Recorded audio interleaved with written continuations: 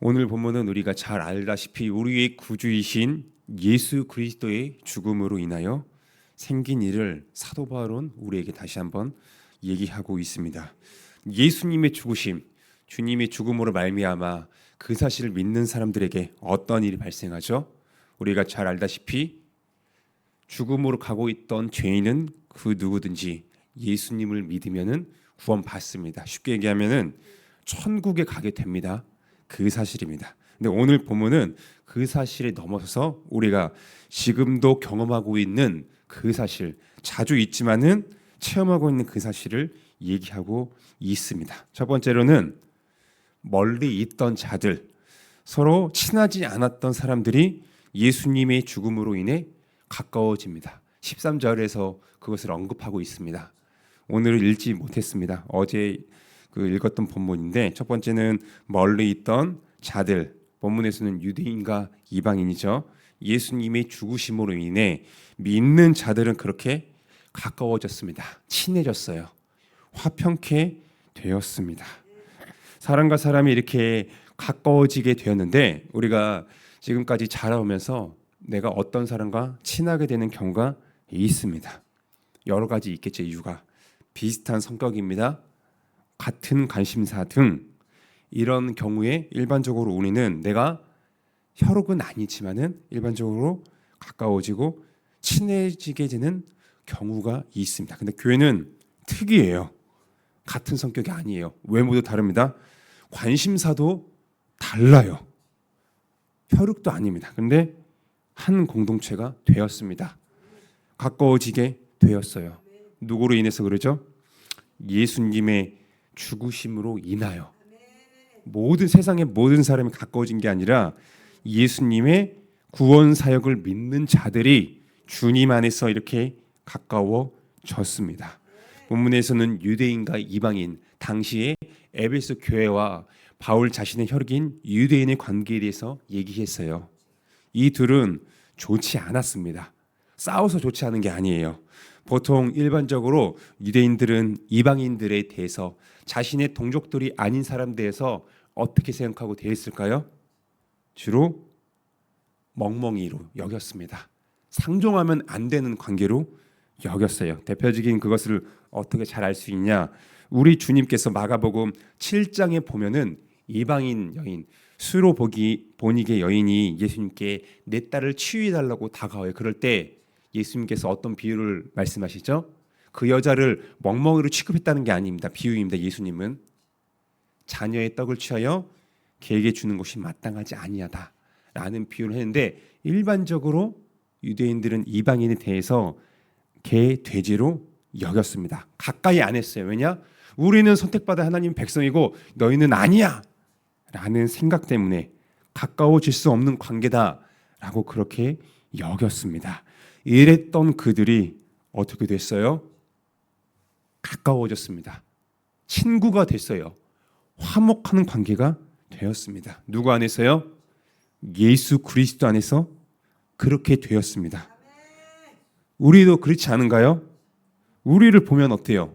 같은 성격, 관심사, 수준이 다 같지 않습니다. 지적인 수준, 경제적인 수준 다 동일하지 않아요.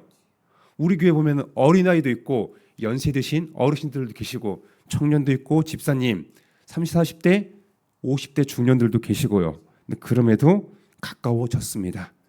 주님 안에서 원리적으로 그렇게 이미 되었습니다.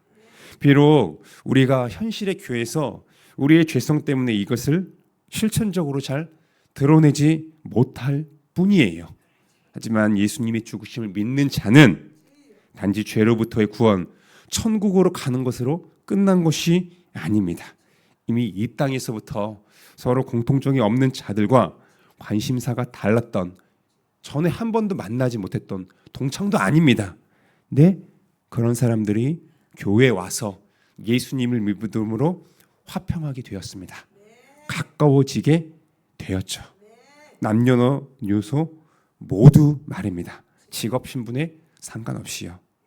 교회는 다른 것이 아니에요. 우리가 예수님을 믿음으로 서로 가까워졌다라는 것을 세상에 이 사실을 드러내는 도구입니다. 자, 두 번째로 이렇게 유대인과 이방인이 예수님 안에서 가까워졌습니다. 이것으로 끝났어요? 한 세 사람이 되었습니다. 한 몸이 되었다는 거예요. 가까워졌다라는 것, 주님 안에서 그것은 밀접한 관계를 얘기하고 있죠. 어찌 보면은 우리의 육신의 혈육보다 더 우리는 이미 원리적으로 가까운 사이입니다. 이 표현을 한 세 사람이 되었다라고 15절에서 보면은 얘기하는데, 이것을 우리가 두 글자로 얘기하면 뭘로 얘기할 수 있을까요? 주님 안에서 한 세 사람이 되었다라는 것을 두 글자로 얘기하면 바로 교회입니다. 한 세 사람이 되었다라는 것은 두 글자라면 교회라고 우리가 얘기할 수 있습니다. 내가 어떤 개똥이와 친구예요. 너무나 가깝습니다. 근데 아무리 가깝다고 해도 야, 너는 내 몸의 일부야. 물론 간혹 그렇게 얘기하는 경우 있습니다. 너는 내 자신의 일부야, 그림자야. 이런 표현을 쓰긴 하지만 정말 그 개똥이가 내 몸의 일부일 수 있을까요? 그 정도로 가까울 수는 없습니다. 유기체는 아니에요.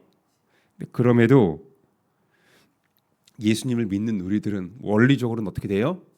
한 몸이 된 겁니다. 주님 안에서 전혀 만나지도 않고 친하지 않았던 우리가 한 세 사람이 되었어요. 가까워진 걸로 끝난 것이 아니라 한 세 사람이 되어 새로운 피조물이 된 겁니다. 새로운 사람으로 지음 받은 거예요.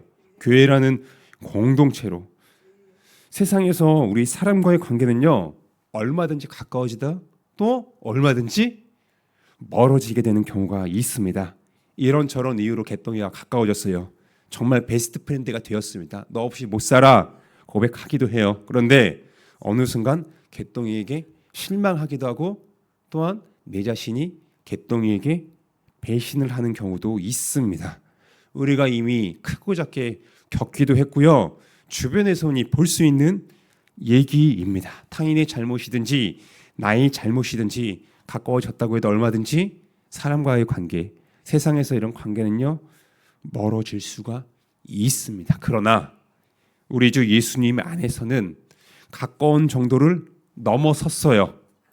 한 세 사람이 되었습니다. 이미 한 몸이 된 겁니다. 비록 우리가 사는 이 땅의 교회에서는요, 이런 세상의 유혹과 우리의 연약함이 있어서 주님께서 이루신 그 일을 머리로는 알아도 우리가 원리적으로 경험을 해도 때로는 그것을 느끼지 못할 때가 있습니다. 주님 안에서 한 세 사람, 교회 공동체 유기적으로 연결되어 있다는 것을 종종 잊기도 해요. 이것을 우리는 느끼지 못할 때도 있습니다. 간혹 그래요. 나의 감정과 경험 때문에 그런 거죠. 하지만 하나님께서 이미 예수님 안에서 행하신 일, 즉 우리를 한 세 사람으로 새롭게 지으셨음을, 그것이 우리의 감정과 경험이 결코 변경하거나 취소할 수가 없습니다. 신앙이 나의 어떠한 경험, 생각 때문에 바뀌거나 취소될 수 있는 게 아닙니다. 하나님께서 행하신 일이 바로 그래요. 우린 이미 예수님 안에서 한 세 사람으로 지음을 받았습니다. 우리 모두가 이 사실을 상기하며 주님의 도우심을 받을 때 우리는요, 이미 예수님 안에서 한 교회가 되었습니다. 이것을 오늘날 살아가면서 교회됨을 더욱더 누리게 될 것입니다. 이제 마지막으로 예수님 안에서 가까워지고 한 몸 된 새로운 피조물로 된 우리가, 교회된 우리가 어떻게 돼요? 새로운 존재가 된 걸로 끝난 것이 아닙니다. 18절에 보면은 그 목적에 대해서 얘기하고 있어요. 사람과 사람이 화평하게 되었습니다. 이제 이걸로 끝나지 않고 누구와 화목하게 되어 누구에게 나가고 있죠? 18절입니다. 우리 구원받은 교회 공동체가 예수님 안에서 한 세 사람이 된 우리가 성부 하나님께 나아갑니다. 우리는 그냥 예수님 믿어 천국 가고 야 우리가 교회가 되었다 이렇게 지임받은 것으로 끝난 것이 아니에요. 그냥 우리끼리 모여서 친목을 다지는 걸로 우리를 부르신 것이 아닙니다. 너무나 중요한 목적이 있어요. 그것은 성부 하나님께 나아감을 사도 바울은 우리에게 성경을 통해서 얘기하고 있습니다. 개별적으로 우리는 기도하며 하나님의 말씀을 읽기도 합니다. 너무 중요해요. 계속적으로 해야 됩니다. 그러나 이 시간에 말씀을 통해서 우리가 상기해야 될 것은 신앙생활은 기본적으로 개인적이 아닙니다. 개인적으로 집에서 하기도 하지만은 신앙생활은 기본적으로 공동체적입니다.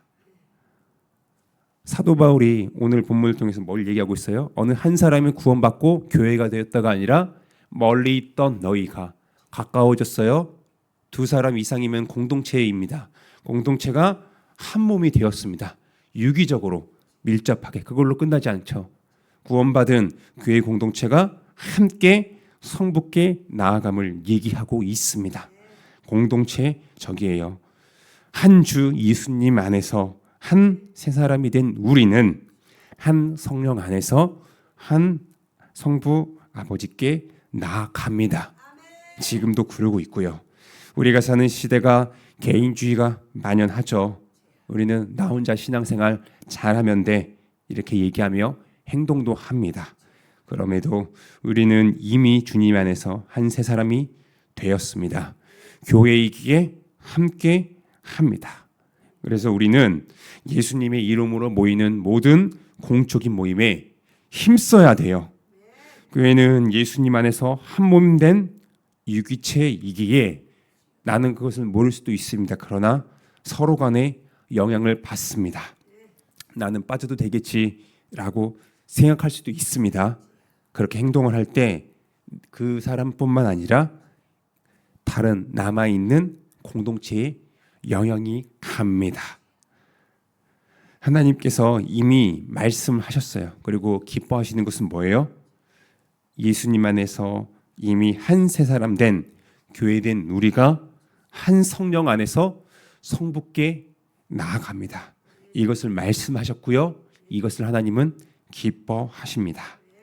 이것을 우리가 모두 기억하며 예수님 안에서 교회됨을 우리가 천국 가면은 이제 온전하게 더 누리게 될 겁니다. 죄가 없는 상태에서 하나님과 함께 지금보다 더욱더 막힘이 없는 관계에서 이 관계를 우리는 누리게 될 거예요. 그럼에도 현재 허락된 것은 이 현실에서 대한민국에서 교회를 이루며 살아가도록 우리를 부르셨습니다. 세상의 유혹과 나의 연약함이 이것을 막기도 하지만은 우리가 어떠한 존재인지 나 혼자 구원받는 것으로 끝난 게 아닙니다. 주님 안에서 우리는 교회라는 한 세 사람으로 하나님이 새롭게 창조하신 유기적인 공동체입니다.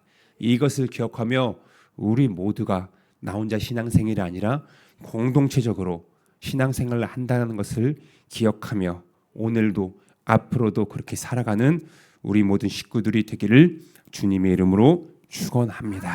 함께 우리 말씀을 들은 것을 기억하며 기도합시다. 개인적으로 신앙생활 할 때가 너무 많아요. 예수님을 믿는다는 것이 그냥 내가 죽었을 때 천국 간다 이렇게 생각하는 경우가 쉽습니다. 그러나 우리의 주님의 죽으심